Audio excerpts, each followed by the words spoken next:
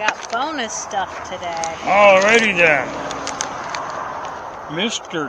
Chips. These are, according to the information on the back, to be out of date in 1 month. So they're very short dated. We got these at the Middle Eastern grocery store next to the big Asian buffet on Ming. Yeah. Ming and the 99. I forget the name of that store, but it's marvelous. Yeah, but we've got a picture of it at home. Yeah. Okay, and it's in another one of our videos. But they had some interesting flavored potato chips, so we bought them, and then we go looking through them and find out that they're basically getting everybody else's old chips. They're not out of date, but they're close. They're real close, so when you get them, don't sit on them for a while. Eat them. I had to try paprika chips. Paprika is a good spice. Yeah, and if you want to look at where these are from and all of that, you can do that. And I'll explain that we're sitting out here in the boonies because later on when it gets dark and cold, she's got a couple of telescopes, I have unusual telescopes that she's going to show you around. They're pretty cool, actually. And then we'll show you some of the pictures that she's gotten from nebulas and such stuff that I don't understand. You know what's funny is my telescopes are good for deep space objects. Like I can get the Horsehead Nebula. I can get all sorts of stuff from. But you can't get the moon. From millions of light years away. I can get the moon. But I can't get any planets. You can't get Mars. My focal length is too short for me to get any of the planets. So too long. No, it's too short. It's only like one of them is like 100 centimeters, and the other is 50, I think, focal length. Either way, we're in a very secret location that nobody knows about, including these people who are driving by in cars. Yeah, they don't know anything about it. They have no idea where they're at. And they have no idea that we're here. It's entirely secret. It's a beautiful spot. Okay. Paprika. Anyhow, these potato chips. Those chips are from Jordan. Jordan. Made in Jordan, which would also explain the Arabic all over the packaging. And they're Ruffles. Oh, they're Ruffles? Oh, they're fragrant. And colorful. That means they have a lot of paprika on them. Ooh, they smell great. Paprika is a good thing, whether it's sweet or smoked, I don't care. And they're kind of thick, and I can actually see the speckles of paprika on them. I mean, look at that. So they should taste good. They should taste good. Did you smell it? Yeah, they smell great. Let's go in for it.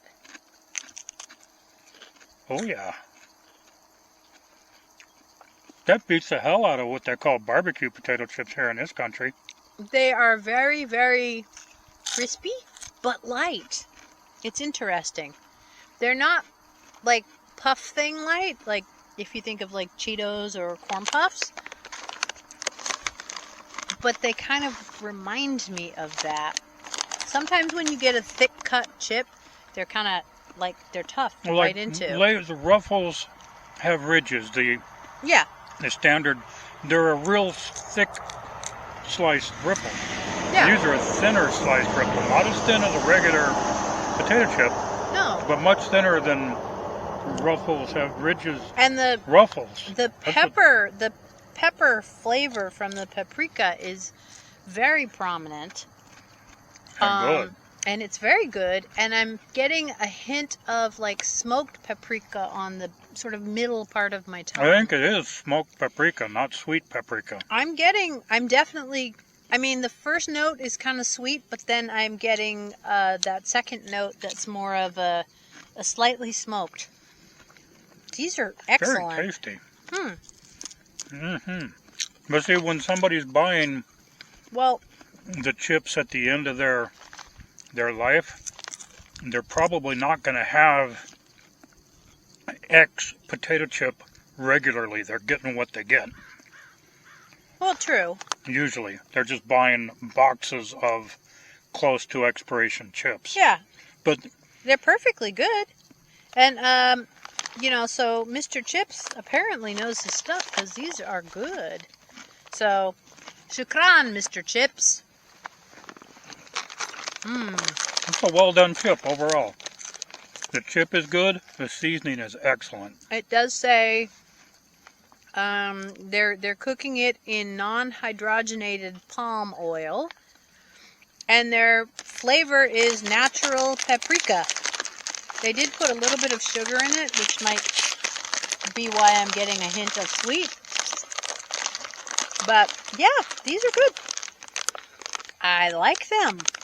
Distributed by Zest Us. Well, that's the best ones that we've gotten from that store. They're zesties for sure. Huh. All right, I like these. No. Now, from the local dollar store. What'd you get this time? Cinnamon sugar pretzels from the dollar store. So this bag was like dessert. It's not a dollar store anymore. It's $1.25 store. Thank you, Joe. But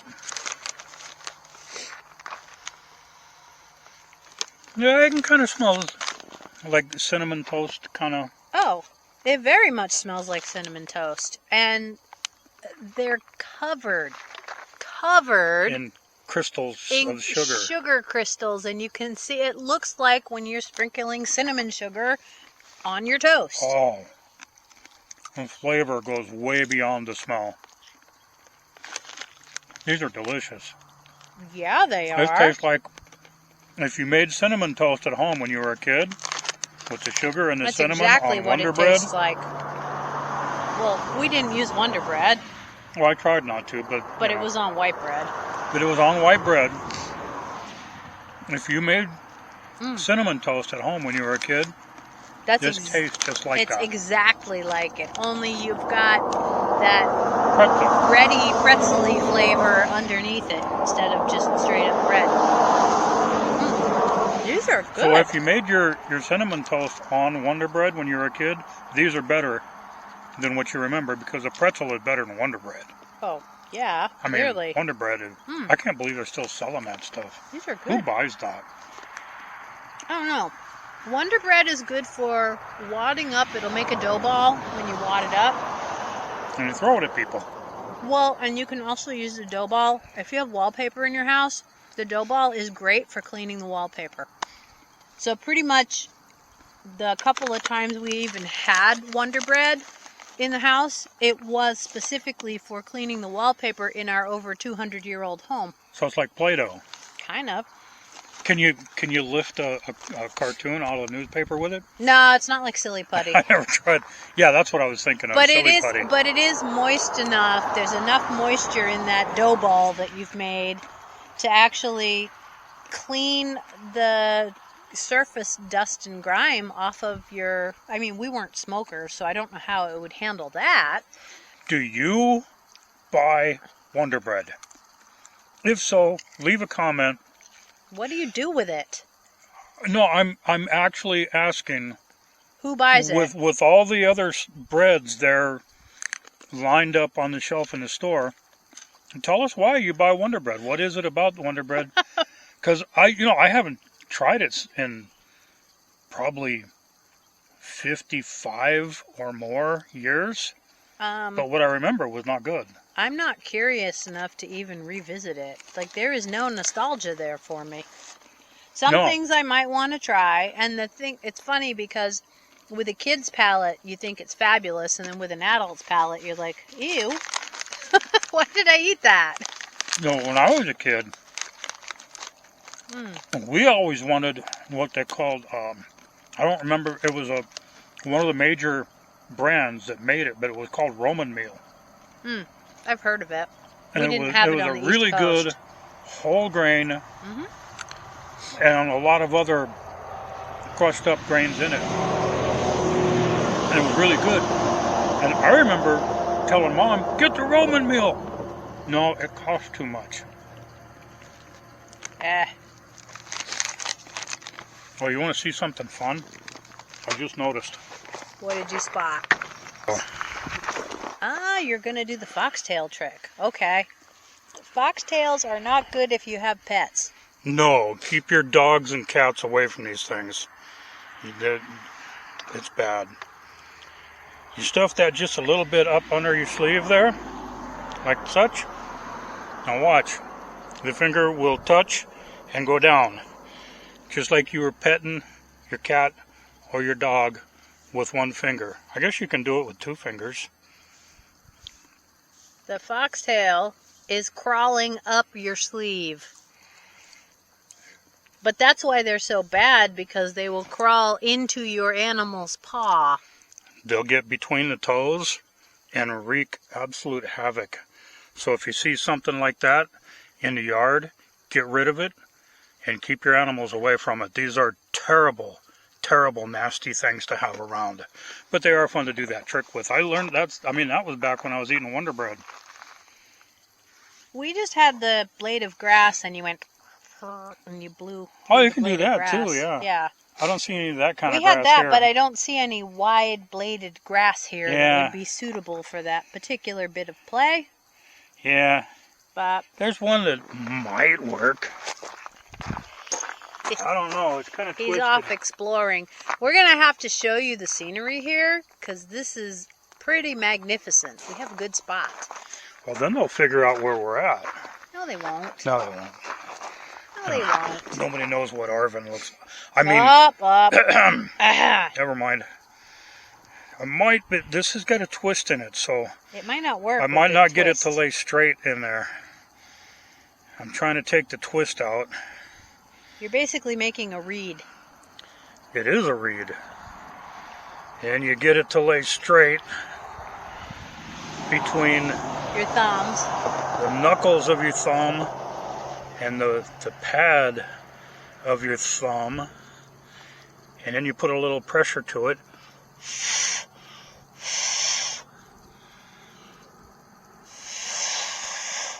Oh, that one's not the right kind of grass. That one's not doing it. It will make a good noise when you get the right grass. Yeah, you're putting a reed between your thumbs and blowing into it just like a reed on any musical instrument. Yeah. And then you can use your hands to change the note. Fun stuff. But anyway, yeah, we're out here in the boonies here. And she's got these telescopes. Show them a telescope over there. Well, here's one. It doesn't look like a telescope. This one is, believe it or not, a surprisingly powerful little telescope. This particular one is by a company called Seastar, and it's a smart scope, and is actually in the description. Quite user-friendly. So you turn it on, it is controlled with an app either on your phone or your tablet, which reminds me I need to get the tablet out of the car. Because I have two telescopes here, and I'm going to control one with my phone and one with the tablet. But for this particular one, it has the ability to program shoots. So what I did was I programmed in about 6 different deep space objects that I would like it to go after as soon as it gets dark enough. And I'm going to mount it on a taller... It's got this little tiny tripod feeders. It's going to go on an actual proper tripod. Get it up off the ground. Get it up a little higher off the ground. We tried to come out here last night. The weather report said no clouds. Absolutely clear. Yeah. Showed nothing on the radar. The eyeballs... But if you step outside, you look and go, it's completely overcast. The eyeballs were like, we're socked in. This isn't going to work. Yeah. So we're out here tonight. Instead of last night. But, so I've got the Seastar S30, which is a new one they have. What I like about it is that it's got a relatively wide field of view, and it's pretty user-friendly, and you get really good imagery from it. For what it is, it does a good job. It's not a telescope that you look physically through the telescope. No. If you want to see what this telescope is seeing, you look on your phone. You're looking on your phone or your pad or your tablet. And it works by taking hundreds and hundreds of shots. Yeah, so you basically accurately tracking what you're looking at. Well, it's gonna find your spot, and of course, as the Earth is moving, it looks like the skies are moving. It it's not the sky moving. We are moving relative to the stars. And so it locks in on it, and the telescope itself is going to slowly rotate as the Earth rotates. So it's keeping your target right in the middle of your sensor, which that's is some where pretty amazing technology. Which is where you want it, and it's quite spectacular. This one is at a price that you would expect that kind of technology would cost a lot more. Yeah, these are like $500. That is nothing for what it'll do. That's incredibly affordable, and this one is also quite user-friendly. So if you don't have a lot of experience with it, there's not a huge learning curve with the Sea Star. I like that it is small and portable. They have another one that's the S50 that's, about yay big. It's quite a bit taller. It has a smaller field of view. It will get a little more detail, but it's not as portable. She likes to take one with her when she gets flown off all over the country. You can put it in your luggage. Try that with a telescope. And I worry about the optics if you hit any turbulence or anything. These seem to handle it pretty well. Now, the other one that I have with me is, and I'll let you turn it around so you can show it. That's all right. We'll get it adjusted. And so the other one, this one here is the Dwarf 3, which is another very popular, very affordable smart scope. And so it has a slightly different shape. In that one, in the Sea Star, which I'll grab, this arm rotates out. So the arm is aiming the cameras at your target, and then the whole thing moves on the base, so it's going to rotate in space as it's going along. This one, the Dwarf 2, or actually this one is a Dwarf 3, you've got your two lenses, and I can actually bring them up because I have my solar filters on them. I would be loath to just take it off right now because the sun is right there, and I don't want to be shining the sun directly into my telescope. So right now I've got my sunglasses for it. They attach magnetically. So this barrel will rotate up, and it's rotating in space in these two planes to track your target as we on the Earth are rotating. You can also, on a tall tripod like this, I can actually angle this, if I can remember how to do that. I haven't used this one recently. You have to loosen the thumb right by your thumb. There you go. So for this one, I can actually polar align it. So essentially my angle is going to match up with the angle of the latitude that we are at. And once I've got it polar aligned, it helps deal with we call it field rotation. So if you've seen the pictures of the stars and there's all the streaks in like a circle, it's kind of like that, except that the stars are more or less staying put, but you have a lot of background noise in the picture, and it's in circular kind of trails, similar to those star trails. And but these have got the technology in the app.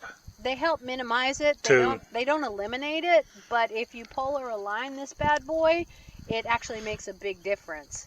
Now, I have found they take very similar quality images between the two competing telescopes, because these are both rivals. The Sea Star, I'm not sure which came first. I happened upon the Dwarf first, so for me this one came first. This one has your two cameras, so you have one that is for terrestrial imaging. You can use it for bird watching, or you can use it for tracking planes in the sky. You can use it for wildlife, whatever you want to shoot that's terrestrial. And the other one is your telelens that you're going to use for your deep space objects. With these solar filters, I can also actually shoot the sun and get really cool pictures of sunspots. I have a solar filter for the other one. I haven't tried it with that one, but I'm pretty sure it's going to take similar quality. That's a little easier to do because I don't have to worry about super clear skies. The sun's up, I got it. But yeah, you set this up. This one has a little more of a learning curve on it. I have to manually calibrate it, which really doesn't take that long. It's a minute or two. The other one, the Sea Star, does that part automatically for you. And autofocus, they've improved it, so this works pretty well. Now the case that this comes in, kudos to Dwarf Labs for the case. I took my dwarf with me to Mongolia, where we were in that nasty accident. We were T-boned, we rolled 2.5 times. I had my telescope with me. It was in my suitcase, in its case. You had my drone with you, too. And I had the drone, too. And they both survived. So that says a lot about their packaging that they're coming in. And their durability. Because, again, they're optics. You're not supposed to be throwing things like that around that way. We're not supposed to be throwing you around that way. Not supposed to be throwing any of us around like that. But this one here, I think they're working on developing the planning where, like I said, with the other one, the Sea Star, I have planned out 6 different targets, and I think that's a functionality they're working on developing for this one. So these two are just kind of like trading features back and forth. The original Sea Star did not have dual camera. That one does. So they're going after each other, but I think a healthy competition is a good thing. So we are out here tonight, and that sky is looking pretty clear. There's a surface haze, but that's not where I'm shooting. I'm shooting at higher angles. So hopefully we get some good stuff, and I'll be able to show you some of the images that I shot. And I will basically tell you which one was shot, which image was shot with which camera. I don't want to make any of you back east jealous or anything, but the sun is about to go down, and it's towards the end of February. I'm thinking about putting my sweatshirt on, but I'm not entirely sure yet. I'm cool enough that I'm about ready to put on a sweatshirt. She's going to be cold later on. I'm going to be fine. But I also brought like my sheepskin and my heavy wool cloak and hat and all kinds of stuff. Now these have reasonable battery life, but I have the mother load of battery life right here. So if I need to charge tablets or telescopes or anything else, we're good. Who makes that? This is made by Anchor. They make the best stuff. So this is Anchor Solix. I could actually get a solar panel to recharge this completely off-grid. I don't have that yet, but when I plug it into the house, it charges all the way up to 100 in about an hour. It's pretty good. It's lithium iron, and so it can run all the way down to like 0. And she didn't mispronounce that. It's lithium iron with an R. Yep. Lithium ion is soon to be a thing of the past because iron is so much better. Yeah, the functionality is better. It's got an safer. Inverter, so I can run 110 off of this little box, or I've got 12 volt, or of course I've got my USB. So this guy will keep me going for all night. If I wanted to stay out here all night, this is just a separate little case, and I threw my cords and stuff in here so they're always attached. So as you'll notice, there's semi-trucks going by, and they are coming in to supply this secret place that nobody knows about. Heck. Well, I think we should show them. I mean, they can see back here, but just kind of pan around this way and show them the scenery, because it's beautiful here.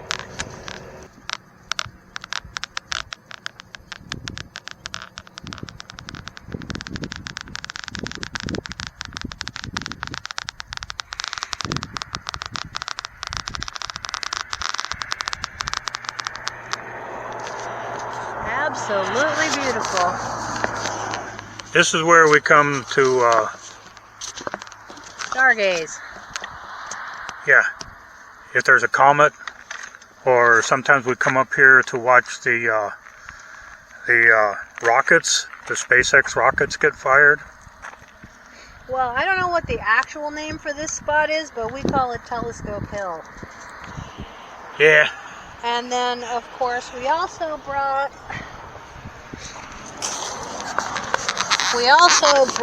our little camp lantern. When you get it around. We also brought our little camp lantern that you surprised me when I got back from Mongolia. Would it be called a lantern? It's kind of like a it's stove. Like a lantern slash stove. Lantern slash stove. So it's a neat little item. You can cook on the top of it, and so we have our Turkish coffee pot, but I don't drink coffee. So I brought some water, and I can have almost limitless hot beverages up here. Hot tea. I can have hot tea. Brought myself... Because it's not going to be too bad tonight. Sometimes it's cold up here. But it tends to get cold up here. But I brought myself some tea, Sister I's tea resin from Jesse's Tea House. So little tiny cubes of essentially super concentrated good tea. Drop some of that in the water. I am set.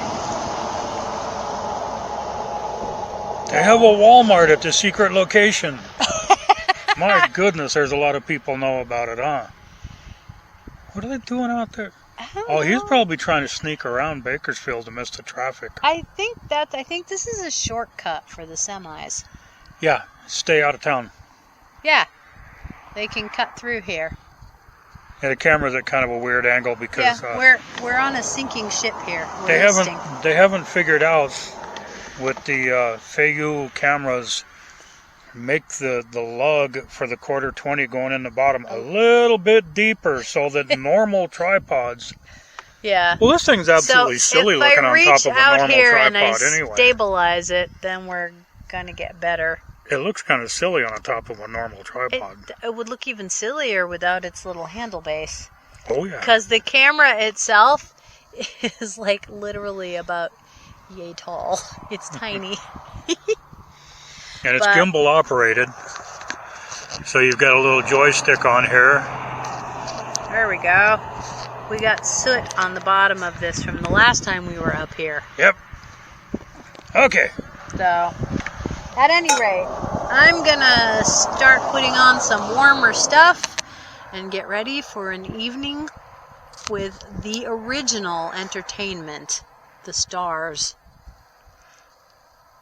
They were educated about them back then too. Well, they watched them. They had to. They watched the stars because that's how you know, like, when your seasons are changing.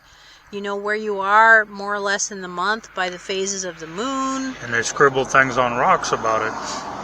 Some of them, yeah. Some people did. Yeah. So, anyway, going to let that fall back over into its natural position. Sorry, we're tilted. Hey, subscribe, comment. These are some neat little telescopes. Yep. And they bring astronomy to the masses. Yeah, to people. I could operate one of these. Yeah, I could teach you. I don't want to. I'm not that interested in it, but I could operate one of these with very little knowledge of when the stars. I've gone to star parties where people bring all of their big, like Dobsonian, thousands and thousands of dollars, huge telescopes, and I mean, it's great because you can look through it and you can see with your own eyeballs what it's looking at. And they're set up to track things and computerized and all that too. And that's actually what I was initially thinking about getting before these guys kind of came to be. But everybody's gathered around these things because they're new. Well, and also because you can get pretty incredible astrophotography images with them. But only of things that are far away. Really far away stuff. They would have to be a much larger form factor to have enough of a focal length to be able to get planets. So pretty much if you want that, you're looking at getting whichever type of telescope you decide to go with, and then you have to get your adapter and hook it up to the front of the eyepiece and do your DSLR imagery that way. While these things are taking all the pictures, the picture you can watch on your pad or your phone is getting more and more detailed with every photograph that it takes, and it takes hundreds. And as the detail comes in and gets sharper and sharper, you're just passing your phone around to a bunch of people. Oh, it's way cool. And everybody gets to take a look at it. And it's way cool. Yeah. So like with the Dwarf 3 and also with its predecessor, the Dwarf 2, I can tell it I want to take 300 shots, I want to take 900 shots, I want to take, at how long I want each exposure to be. So do I want to take 8 seconds? Do I want to take 30 seconds? So I can take whatever length of exposure that I want. And so I've got my picture, and then it's going to take the next picture that's another, say it's 10 seconds, and it's going to line it up precisely so all the stars and everything line up, and it's just going to keep repeating that. And so as it is basically absorbing more light over the long time period, you get all that detail coming in. Stacked multiple exposures. And then you can actually take the individual exposures, and with different software, because there's some that are paid, there's some that are free, and they have quite a learning curve, and I have not mastered it yet. I'm working on that. But with those, you can process that data yourself and really kind of tweak your image depending upon like what are you looking to bring out. So that's fun. Now we're going to show you some pictures that were taken with these two telescopes tonight, right here from the secret location. Yep. We're going to have fun. You have fun. Bye-bye.